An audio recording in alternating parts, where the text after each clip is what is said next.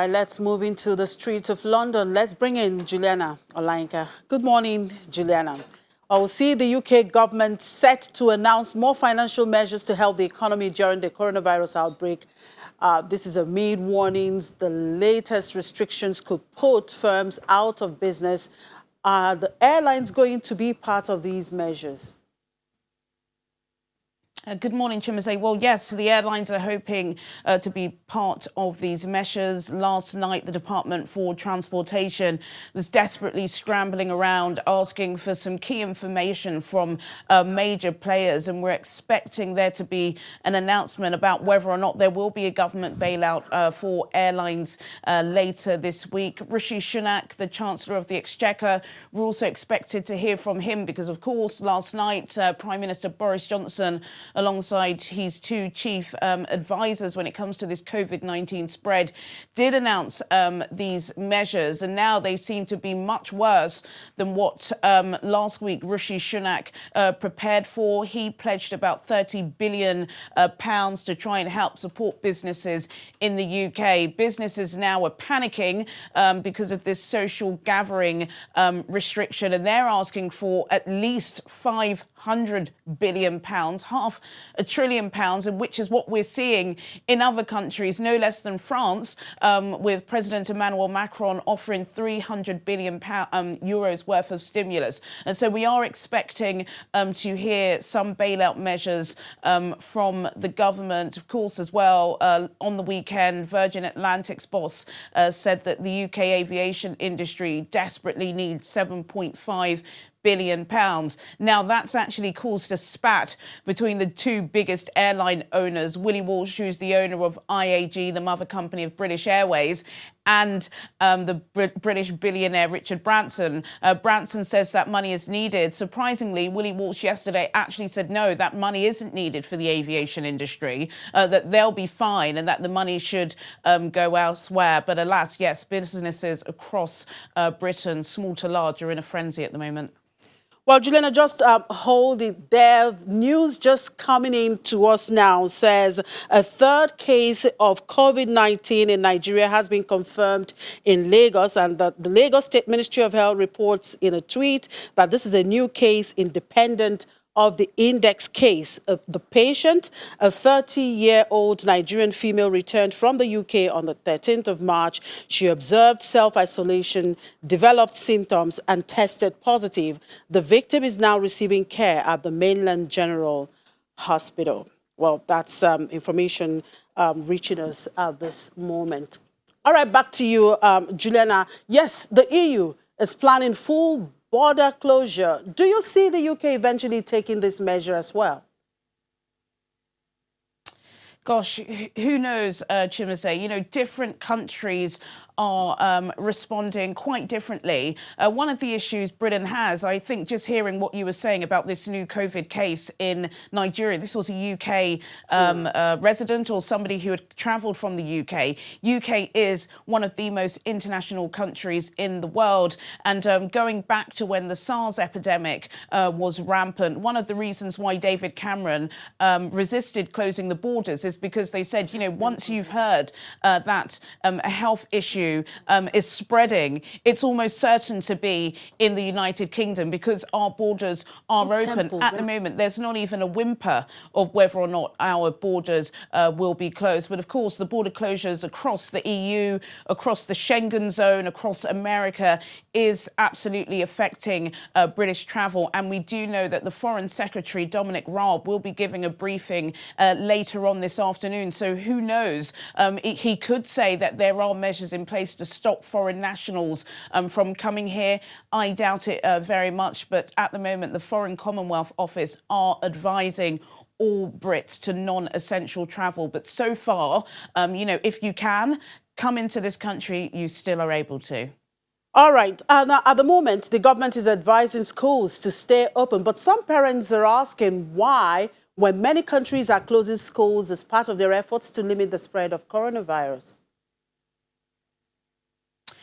Again, Chimaze, each country is going through their own measures. There has been a lot of scrutiny for the government about why they haven't closed schools. There are several thousands of parents that are refusing to send their children to school. And there are various reasons. One of the main reasons I think that the government are not doing this is because of the NHS. And the NHS is the largest employer in the United Kingdom. They employ hundreds of thousands of staff. They are already under increasing pressure, and we have not reached the peak of the virus in the UK as of yet.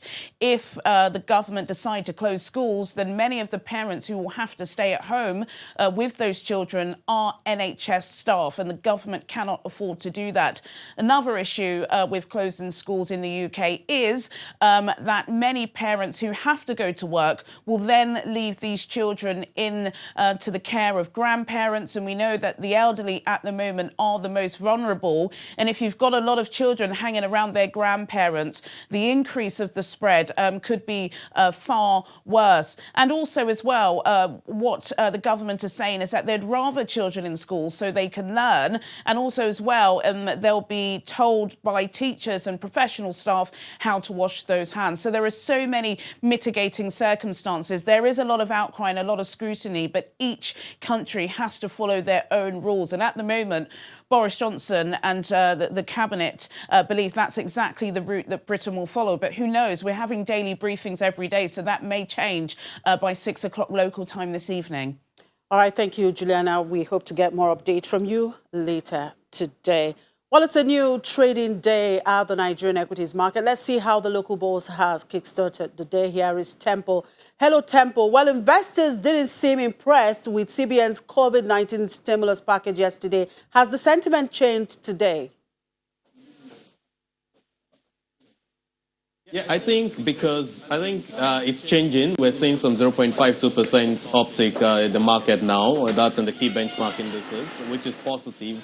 The reason why we saw that decline of yesterday, which was a little above margin, was 0.12%, was because the announcements came toward the close of the market. And so investors didn't really price that into their activities and trading and transactions for yesterday. But this morning, if you look at the portal, the Nigerian Stock Exchange, we're seeing an improvement. It looks like that is the reaction that we're going to begin to get because some of the counters that have actually hit the floors are now beginning to rise again. FBN Holdings, which was as low as 3 naira 60 kobo up till yesterday, has now risen beyond that level, up by about 10% as we speak, Chimeze. What is this rumor about Zenith Bank acquiring a particular bank and, of course, First Bank as well? Don't forget, Zenith posted very impressive result in its 2019 full year, declaring dividend of 2 naira 80 kobo per share. Sure.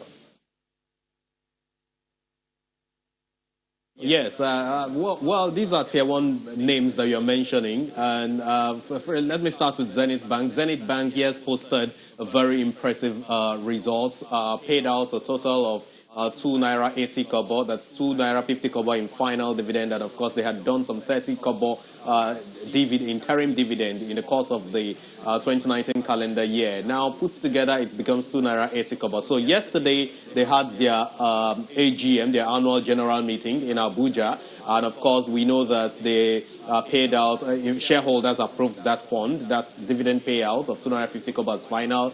And of course, the whole thing comes to, I think it's 7 billion naira plus eventually, which is something that made a lot of investors, shareholders to be very, very happy. Now, this is a tier one bank that also has the capacity to buy over Union Bank. Don't forget, sometimes last year we had the news as well, or should I call it a rumor, that Access Bank was about to buy over Union Bank. But eventually, that particular story was actually doused by responses, via responses that we got from Access Bank and, of course, Union Bank subsequently. Now that we are hearing that in the news again, it's likely that Zenith Bank will buy over. We haven't heard the concrete statement, from these two banks, but we understand that the talks are ongoing. Over the weekend, when that rumor broke, we spoke to the corporate communications guys, and they said they can't confirm such a story because these are listed companies, and that if anything like that is going to happen, they will certainly issue notices to the Nigerian Stock Exchange. Ditto for that of FBN Holdings. We understand that FBN Holdings is to be merging with Heritage Bank and, of course, Polaris Banks, but we haven't seen anything like that. Yes, FBN Holdings has actually released some kind of a statement, but it didn't give a clear picture of what investors want to hear. What we just understand from that press statement is that this is a possibility, and that they could exploit if it becomes beneficial to their shareholders, their investors in the long run. Don't forget as well, Chimeze, that FBN Holdings, as an entity, the First Bank side of it has been able to cut down on its non-performing loans, so they actually stand a chance to buy those banks. All right. Thank you very much, Temple, for those updates. And you might be interested to know that a third case of COVID-19 in Nigeria has been confirmed in Lagos, and the Lagos State Ministry of Health reports in a tweet that this is a new case independent of the index case. The patient, a 30-year-old Nigerian female, returned from the UK on the 13th of March. She observed self-isolation, developed symptoms, and tested positive. The victim is now receiving care at the Mainland General Hospital, Yaba. That's the information just reaching us at the moment. And of course, it's on that note that we draw the curtain on today's edition of the program. Thank you for watching. I'm Chimeze Obi Uwago.